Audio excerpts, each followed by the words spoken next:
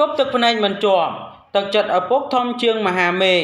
ពូម៉ៅរៀបរាប់អូលដើមកជូនពរអូនប៊ីនៅក្នុងថ្ងៃដ៏ពិសេសមួយនេះបងប្អូនជាទីគោរពរាប់អានពាក់ព័ន្ធជាមួយនឹងពូម៉ៅដែលស្គាល់ថាជាអតីតស្វាមីរបស់លោកស្រីត្រីដាណាស្រាប់តែនៅពេលមួយរយៈចុងក្រោយនេះលោកមិនបានជួបកូនប្រុសជាទីស្រឡាញ់របស់ខ្លួននោះទេជាពិសេសនោះបានត្រឹមតែមើលរូបថតកូនពីចម្ងាយតែប៉ុណ្ណោះបន្ទាប់ពីកូនប្រុសកាន់តែចម្រើនវ័យកាន់តែធំនោះ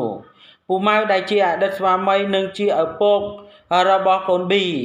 ក៏មានការលើកឡើងជាបន្តបន្ទាប់អំពីការនឹករលឹកចំពោះកូនប្រុសជាទីស្រឡាញ់របស់ខ្លួននឹងមិនត្រឹមតែប៉ុណ្ណោះបង្ហាញអំពីការស្រឡាញ់និងការពេញចិត្តនិងការស្រឡាញ់នៅតែលើបណ្ដាញសង្គមតែភាពជាក់ស្ដែងពូម៉ៅហាក់បីដូចជាមិនទាន់បានជួបកូនប្រុសជាដើមដូច្នោះកុំឲ្យប្រិយមិត្តរបស់យើងរងចាំយូរសូមមេត្តាជួយ Subscribe និង Like ដើម្បីទទួលបាននូវព័ត៌មានថ្មីៗបន្ថែមទៀតទប់ទឹកភ្នែកមិនជាប់ទេទឹកចិត្តឪពុកធំជាងមហាមេឃពូម៉ៅបានត្រឹមតែរៀបរាប់អំពីការឈឺចាប់នឹកសំណប់ចិត្តរឿងរ៉ាវជាច្រើនដែលប្រិយមិត្តពុកម៉ែបងប្អូនជាច្រើនបានជ្រាបនិងដឹងហើយអំពីលោកហ៊ីងបញ្ញរិទ្ធហើយពូម៉ៅនោះដែលត្រូវបានគេស្គាល់ថាជាអតីតស្វាមីរបស់លោកស្រីត្រីដាណាដែលបច្ចុប្បន្នគេស្គាល់ហៅថាពូម៉ៅហាក់បីដូចជាមានទឹកមុខប្រែស្រស់ថ្លាវិញបន្តិចព្រមទាំងប្រើប្រាស់ជីវិតយ៉ាងសាមញ្ញបំផុតជាមួយនឹងខ្លួននិងបង្ហាញមុខនៅក្នុងកម្មវិធីផ្សេងៗមិនដែលដាច់ឡើយនៅក្នុងនោះផងដែរធ្វើឲ្យ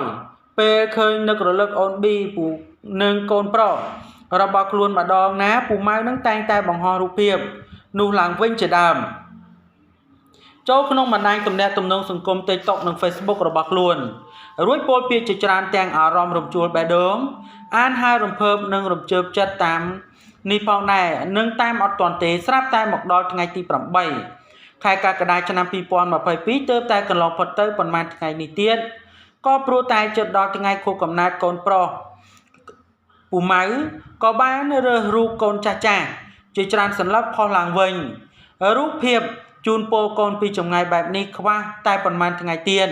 ដល់ថ្ងៃខួបកំណើតកូនប៊ីអាយុ5ឆ្នាំហើយប៉ាសូមជូនពរកូននិងសូមវត្ថុស័ក្តិសិទ្ធិនៅក្នុងលោកជួយថែរក្សាកូនខ្ញុំនឹងមានសុខភាពល្អរៀនពូកែសេចតាមសេចក្តីបំណងប្រាថ្នារបស់កូនធំឡើងជាមនុស្សល្អជាបុគ្គលគំរូជួយដល់ជាតិមាតុភូមិយើងណាសំណប់ចិត្តប៉ានៅក្នុងនោះផងដែរការលើកឡើងរបស់ពូម៉ៅនេះពីព្រោះថាលោកពិតជានឹកស្រណោះចំពោះកូនជាទីស្រឡាញ់របស់លោកយ៉ាងខ្លាំងសូមជម្រាបផងដែរថាពូម៉ៅដែលត្រូវបានគេស្គាល់ថាជាអតីតស្វាមីរបស់លោកស្រីត្រីដាណាប៉ុន្តែក្រោយពេលដែលបែកគ្នាឥឡូវនេះពួកគាត់ទាំងពីរនាក់បានដាច់ស្រឡះជាមួយនឹងគ្នាហើយដូច្នោះព័ត៌មាននេះមានប៉ុណ្ណឹងដើម្បីទទួលបាននូវព័ត៌មានថ្មីបន្ថែមទៀតសូម Subscribe និង Like